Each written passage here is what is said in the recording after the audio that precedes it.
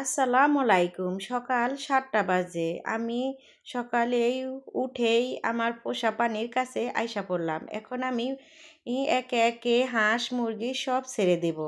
এখানে আমি প্রথমে হাঁসটা ছেড়ে দিলাম। দেখেন আমার খোপের ভিতরে মাশাআল্লাহ ২টা ডিম পেড়েছে। একটা চীনা হাঁস ডিম পেড়েছে, একটা পাতি হাঁস ডিম পেড়েছে। দেখেন আমার কাছে এই দৃশ্যটা অনেক ভালো লাগে যে কষ্ট করে হাঁস মুরগি পালি, ওদের ওদের পিছনে অনেক শ্রম দিতে হয়। যখন ডিম পাড়ে তখন মনটা ভরে যায় খুশিতেই যে আমার হাঁসে ডিম পাড়ছে, আমার মুরগিতে ডিম পাড়ছে। এ আমার এই খোলা ছাদটা আমি চারিদিক দিয়ে নেট দিয়ে ঘেরাও দিছি। এই হাঁস আর মুরগি আমার পালতে এখন অনেক সুবিধা হয়, যে এখন পড়ে যাওয়ার ভয় নাই।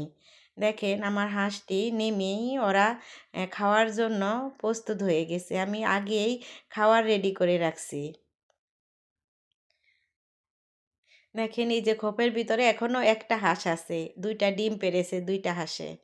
এখন আমি মুরগিগুলা ছেড়ে দিব। আমার মুরগি বেশি নাই, আমার মুরগি ৪টা মুরগি। ২টা মুরগি ডিম পাড়ে আর ২টা মুরগি উমে। একটা মুরগি ডিম দিয়ে বসাইছি আর একটা মুরগি বাচ্চা নিয়ে নেমেছে। এই যে আমার রাজা, এটা আমার সব হাঁসের মুরগির রাজা। উনি একবারে সবাইরে মাতিয়ে রাখে। সবার সাথে খেলে উনি। দেখেন মাথারে এইভাবে নাড়ে, আমার কাছে অনেক ভালো লাগে এই হাঁসটা।